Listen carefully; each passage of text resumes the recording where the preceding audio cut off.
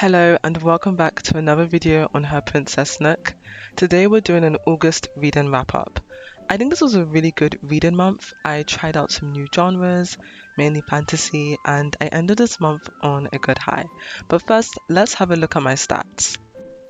So this month I mainly read fiction books that were emotional, dark and tense. Most of the books I read were between 300 to 500 pages. I read 14 books, so altogether that was about 4,000 plus pages. I DNF'd 2 books and I hard DNF'd 1 book. So I had 2 soft DNFs, which mean I'm going to come back to them later, but I just didn't feel like reading them this month. And for the one hard DNF was The Sunshine Court by Nora Sakovic, which I'll explain a bit more on that later, why I hard DNF'd it. And just a note, I got these graphs and these stats from Storygraph, so I really recommend that. It's like an alternative to Goodreads. So I use both Goodreads and Storygraph to track my reading. According to Storygraph, most of the books I read were emotional and again dark and tense, so you can kind of see which books I gravitate towards and which ones I like more. So the first book I read that month was Hermatia by Scarlett Drake. I had actually been reading it throughout all of July, and then I finally finished it up at like the start of August. I gave this 4.5 stars. I thought it was really good. It's basically about a story about a K-pop idol and an American rock star falling in love. The writing was really good and addictive, and I love the relationship between the main leads as well. So I'm trying to remember the name. Oh yeah, Raphael is the American rock star and Jaehyun is the K-pop idol. I liked how Jaehyun was very elusive and mysterious, and Raphael was someone who really had his heart in his sleeve. Like, he loved Jaehyun so much. He was always like, like, he literally spends 2 years pining after Jaehyun, and Jaehyun doesn't even know he exists. Like, he knows who he is, but he doesn't really know him. But Raphael spends like 2 years just like pining after him. So I think that was really interesting to read about because a lot of books are like instant love, instant attraction. So I really liked how we got to see the fact that Raphael really had this massive crush on Jaehyun. Yeah, and I gave it 4.5 stars. The only reason I didn't give it 5 stars was because at the end there was a trope I absolutely hate that they included. I won't spoil it, but it really annoyed me. But I think she still tied it up quite well. I just wish it wasn't there. So if that trope wasn't there, I would have given the book 5 stars. I also found it interesting because technically you do get Raphael and Jaehyun's POV, but it's mainly through the book mainly focuses on Raphael's point of view. And you do get Jaehyun's, but Jaehyun is very elusive and mysterious. You can never really tell what he's thinking. And I know some people might not like that, but I kind of liked how he was so mysterious because it made you understand why Raphael liked him even more. So even when you got to the end of a book, it's like, do you like him or do you not? Yeah, but I really liked that aspect, and I thought it was very unique to the story. And also from this author, Scarlett Drake, she's also written Oleander, which I might read next month, but she's definitely an author to keep an eye out for. Okay, so I read the All for the Game trilogy, and this is a trilogy I've known about for a really long time, so I was excited to pick it up, and I was like, you know what, we're just gonna read it. This is a contemporary series. There are 3 books, but there's been a 4th one that's come out, and I'll just quickly explain why I decided to read it. So 2 of my favorite booktubers read The Sunshine Court, and they said it was really amazing. So I was like, you know what, I'm gonna read it. So the first book, The Foxhole Court, I'm just gonna read the review I wrote right after I finished reading it. This book had me shook. Honestly, I was not expecting this at all when people talked about the All for the Game series. I've seen the fan art everywhere, so it was a big surprise reading it, and the series was completely different from what I thought it would be. It's basically Haikyuu x Banana Fish, which are 2 animes which are very amazing and you should watch them. It's such a beautifully inventive plot, the mafia, the made-up sport XC, and especially the character relationships. I love Neil Justin the most, obviously.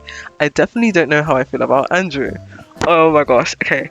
After reading the first book, I will say Neil Justin is one of my favorite characters ever. I I don't know what it is about him, but I just love this character so much. And just so you know, I absolutely hated Andrew. And it's because of what he did to Neil in the first book.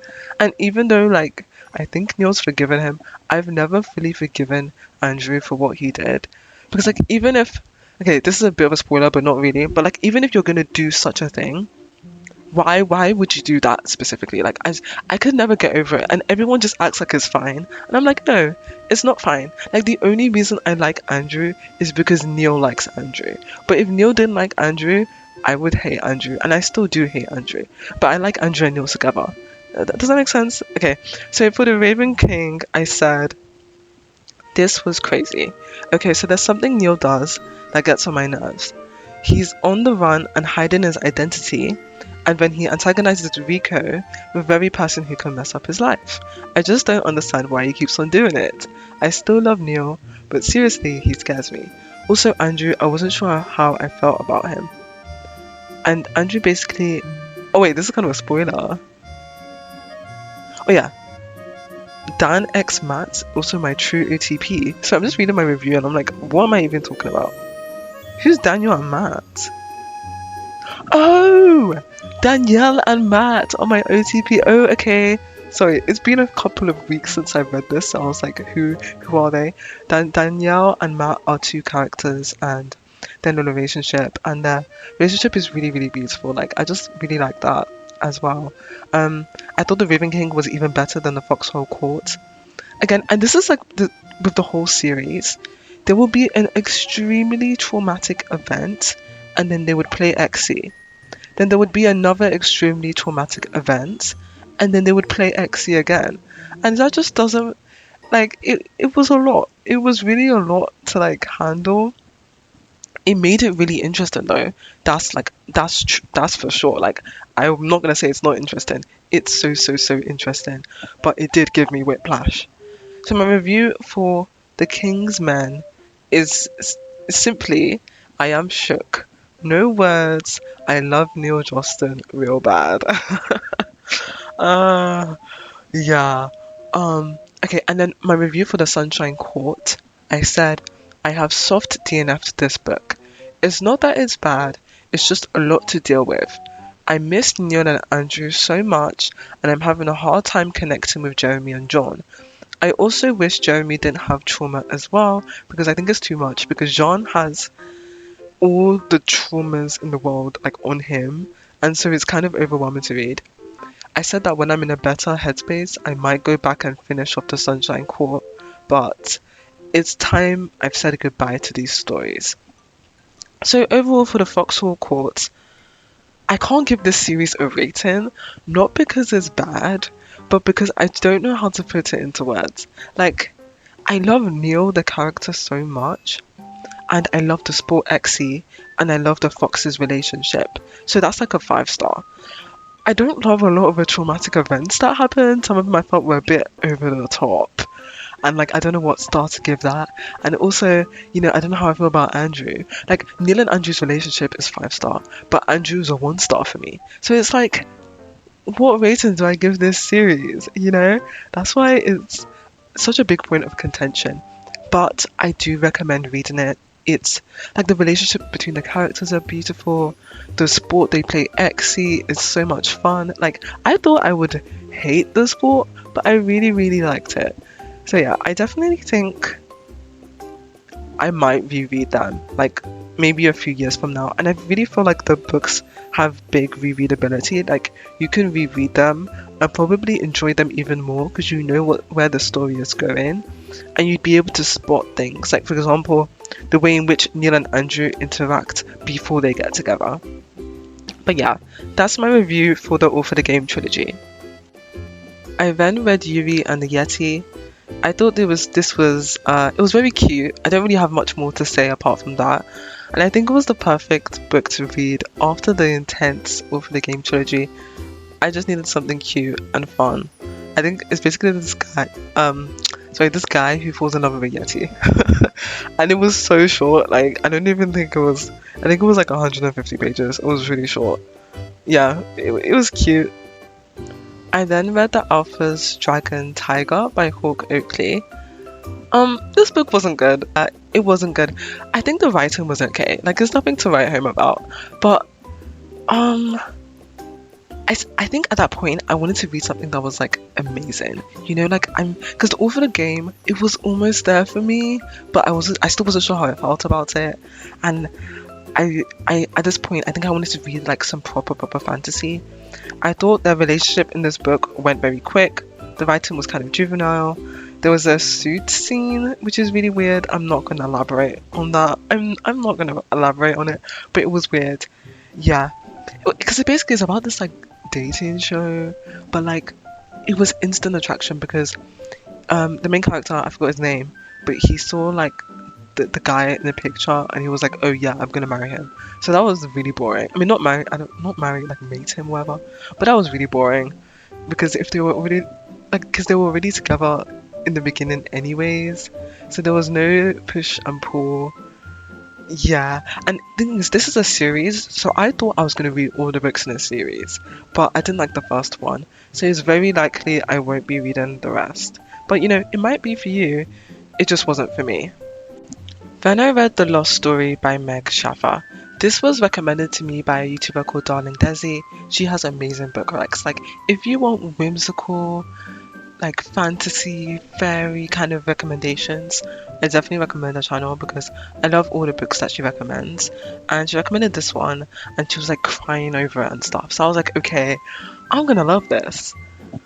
I didn't love it. I kind of liked it. Okay, so overall, it was really cute. It was about two boys, Jeremy and Ralph. They were both lost in West Virginia and ended up in a magical land called Shenandoah. But when they returned back to West Virginia, Ralph lost all of his memories, which is just so you know, I will be including spoilers for this review. So if you definitely want to read this, you should skip this story and move on to my next one, but I will be including spoilers. Okay, let me just continue. So this book really reminded me of The Binding by Bridget Collins, but The Binding is so much better. Like, The Binding is such an amazing book. Okay. I think it was a cute fantasy story. I found that the part in the real world was more detailed, whereas the fantasy part was really skimmed over. Whenever they would mention something, they told it to us without it being shown to us, and it was really frustrating. So this book was constantly tell, and not enough show. I know it's supposed to be like the world of Shenandoah. It's supposed to be magical and beautiful, but it didn't really feel that way, and that's why I had to dock some stars off. However, it did really make me want to read some fantasy. Um, and there was a character in a story called Emily or Emily or whatever, I can't remember her name. And her only character trait was the fact that she liked Stevie Nicks. Like, there was nothing else about her.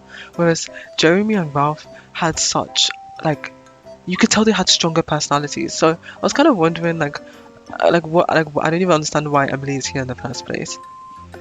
And okay, while I was writing the review, I was able to pinpoint what was missing from this book. It should have been told from the beginning in detail. And yes, it would have been a very long story, but it would have been epic. So, I recommend reading it so you can kind of understand what I mean when I say this.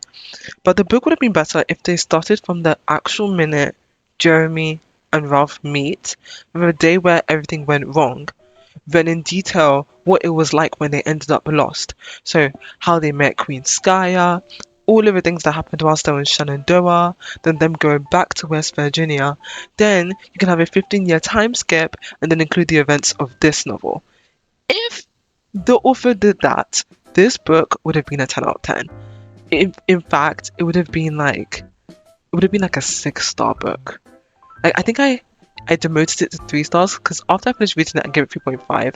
Then when I thought about how she could have made this book better, I demoted it to 3 stars because this could have been like an epic fantasy novel and love story and like the time skip, like all of it would have worked really well if I honestly, I feel like this kind of sounds mean, but it's kind of laziness. Like the way she wrote the book, she wrote it in a really lazy way. Like if you're gonna write a fantasy book, go there. It's like she didn't want to write any of the fantasy parts. And I'm like, then why did you choose to write a fantasy book and then not show us anything that happened?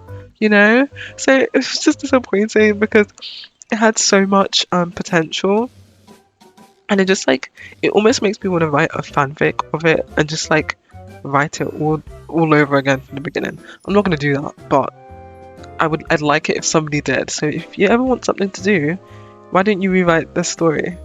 But yeah, overall I give it 3 stars. I do still think it's worth reading though.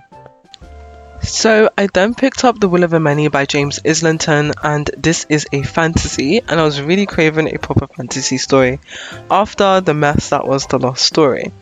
Now, the thing about this book is that it's not even about the length, but I just wasn't really in the mood for it. It's like a Greco-Roman type fantasy, and for some reason when I was reading it, I kept on thinking it was like a steampunk historical Victorian novel, and I don't know why I thought that. So like I double checked the description again, and I realized that no, it's supposed to be like Roman inspired, hence like the columns on the front cover. So that completely changed my entire perception of the book, and I was like, do I really feel like reading about like Romans? Not really, but it has such high reviews, so I feel like if I'm in the mood for an epic fantasy and like a story of this kind, I definitely will come back to it. It's just not what I wanted to read at that moment in time. Then I picked up Forged by Malice by Elizabeth Helen. This is book 3 in the Beast of the Briar series.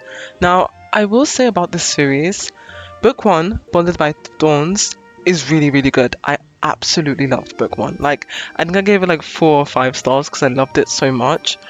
Book 2 wasn't as good. Like, it was still really interesting, but it just wasn't as good as the first book because it felt like there was so many things the authors wanted to do, but they didn't want to do it yet. It's like there's so many things that they could uncover or go more in depth with, and they were like, no, we're not going to do that. We're going to save it for other books. So it meant that you just had a whole book full of nothing. And book 3, like I don't even remember how many chapters. I read quite a few chapters. The chapters are very short, but there's like over 100 chapters in this book, and it's really, really long. And it's like nothing is happening, you know, and I'm just not that invested in this story. I still really like the characters, and I'm still mildly interested in what's going to happen, but I don't know, I wanted more from this reading month, and the books, they're not the best in the world.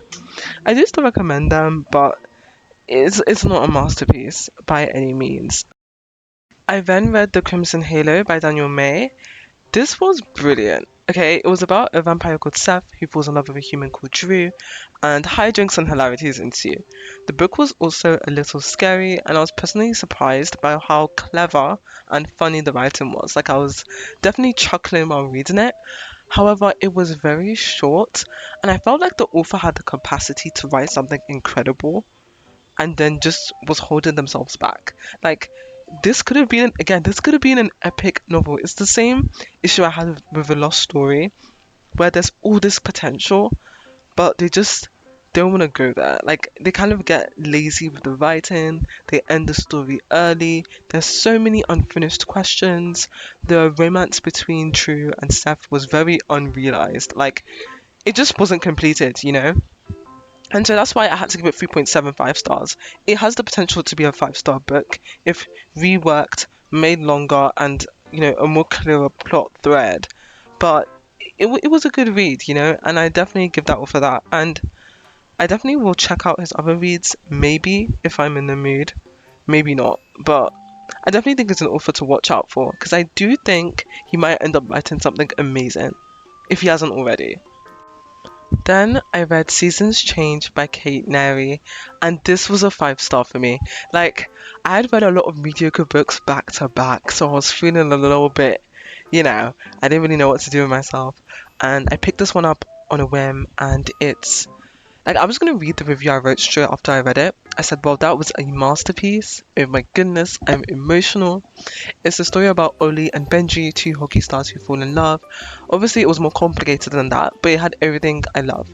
I had sports, but not too much sports, but like the backdrop of sports. So she doesn't go into too much depth, which I like, because I don't like it when they talk, like they show every single match. Like, I like when they skip over the matches, you know, because I get the gist.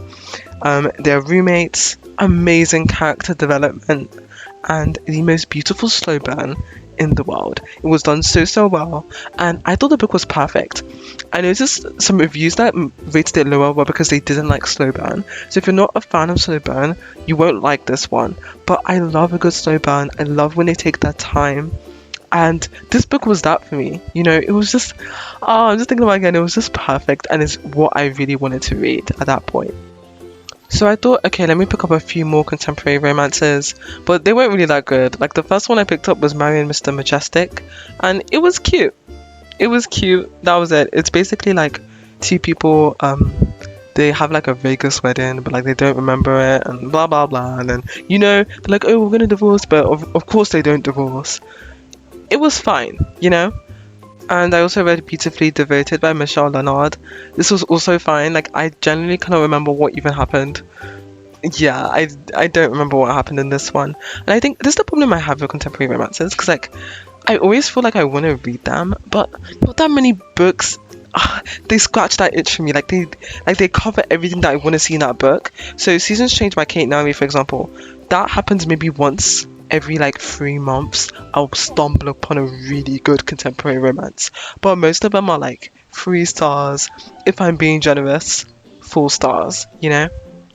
So I thought, okay, let me change things up, and I picked up Six of Crows by Leigh Bardugo. This is one that has been on my TBR for ages. In fact, my TBR, I don't really think it's a TBR anymore. It's just a list of books, of millions of books I'm never going to read. But this is one that keeps on popping up on my TBR. And I'll just read what I wrote right after I read it. I thought this absolutely blew me away. I am going to have a separate video where I talk about Six of Crows and Crooked Kingdom, because I just have so much to say about them, and like so much to say about the characters and stuff, and I don't want this video to be too long because it's just a wrap up of what I've read, but I really want to talk in depth about just everything Six of Crows and Crooked Kingdom and the setting and everything, because it was literally perfect. Okay, I said it's 5 stars, but it's 6 star territory. Like it breaks the rating scale. It felt like I was watching a high action packed steampunk fantasy movie. Like, do you know how cool that is? And I know they made like a Netflix series, but yeah, I don't think I'm gonna watch that. But I really think that the books are fine on their own. Like, you don't need to watch the Netflix series. The ships really stood out to me. Like the fact that you had a book that had 3 ongoing ships was just lovely. Because I don't know, a lot of the time like authors will be like, we're gonna give you one ship, we might give you another one, but just saying, you know what, everyone gets a ship was so nice. Yeah, I'm going to keep my proper full length review for when I do a separate video for it. But Six of Crows was honestly, it just blew me away. It was so perfect. And Kaz Brekker, he's my favorite character ever. And Kaz and Inej are some of my favorite ships ever. Like up there with TJ and Cyrus is Kaz and Inej. So if I thought Six of Crows was 6 star, Crooked Kingdom is like a 10 star. Like again, this broke the scale. It was somehow even more perfect. Like I just enjoyed it so much. Like sometimes when I read books, and people are like, why do you like reading? This is why I like reading. When I read Crooked Kingdom, I was like, this is why I read. I don't want to spoil you, so I'm just gonna order my favorite characters. So Kaz, I will have you without your armor or not at all. Favorite, he's number 1. Then my next favorite character, I'm gonna say Inej, and it's because of this quote, which I'll read out to you. We learn to hold our heads as if we wear crowns. We learn to wring magic from the ordinary. Like, I don't know, I just really like that quote, and it was in Nej's chapter, and I was like, you know what, I get you, I get it. Third is Jesper. I love Jesper a lot. Something he said to Wyland that still sticks to my heart is when he said, I can read for him. Like, if you read it, you'll know what I mean, but I was just so touched when he said that. I was like, yes, you can read for him. Then Wyland, who's my next favorite. I don't want to call Wyland a cinnamon roll, but he is a cinnamon roll with bombs. And yeah. And also, actually, this is a spoiler, so I'm not going to mention it, but I will mention it in my like in-depth video in Six of Crows. Then is Mateus. Mateus is a very polarizing character because of how prejudiced he is. So I noticed that quite a lot of people, they have mixed feelings about him, and so do I. But I don't hate him.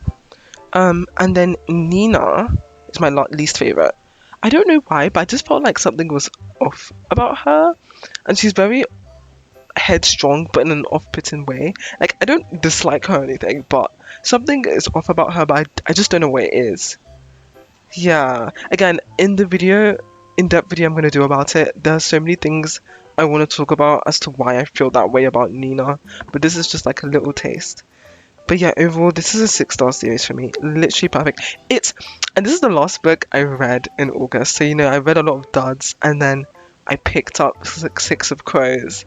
And I was like, wow, like, this is why I read. A perfect book to end the month. And yeah, just perfect. Please go and read it. So, my aims for next month, I definitely want to read more fantasy. I'm considering reading more of Leigh Bardugo's work, but I haven't decided what next. So maybe I might just read all of Akrishnaverse because I just love Six of Crows and Crooked Kingdom so much. Like, I want to remain there. But people say that other books aren't, as good, and Six of Crows is the strongest. So it really depends on how much I'm that like invested in her world and characters. So I'm definitely considering it. I may not. I also would like to complete at least 2 fantasy series next month, and I want one of these should be high fantasy because I'm always starting high fantasy and DNFing, but I really want to finish one. Then my reads I have my eye on for next month, just so you know, this is not a concrete TBR, but just books I may or may not pick up. So first is The Infernal Devices by Cassandra Clare. I have no idea what this is about. All I know is, it's Dark Academia season, guys. Like, it's given Dark Academia. I love like historical fantasy and Victorian and steampunk and stuff. Like, after reading Six of Crows, I'm like, yes, I love steampunk. So another steampunk series, most definitely. Also The Infernal Wall Saga by Haley Tanner. I don't know what this is about. I've read the synopsis like 5 times, and I'm like, yeah, this means nothing to me. I think this is one of those where you just read it. It's got really high reviews, and again, steampunk fantasy. So very excited for this one. And also the Dreamers trilogy and the Raven Cycle. So I would like to read both. I don't know when, but soon. I know it's urban fantasy, and I don't mind urban fantasy, but I have to be in the right mood. So it's very possible that I will pick it up. Anyways, thank you so much for watching my August reading wrap up. What are you reading currently? I am always looking for new books, so I think watching this video you can kind of tell what my reading tastes are. I'm in a very fantasy / steampunk mood, so if you have any good epic steampunk high fantasy recs, let me know. Any like Victorian historical fantasy, let me know. Any books that are like Six of Crows and Crooked Kingdom, please let me know. Hope you have a wonderful day. Please like and subscribe. Bye.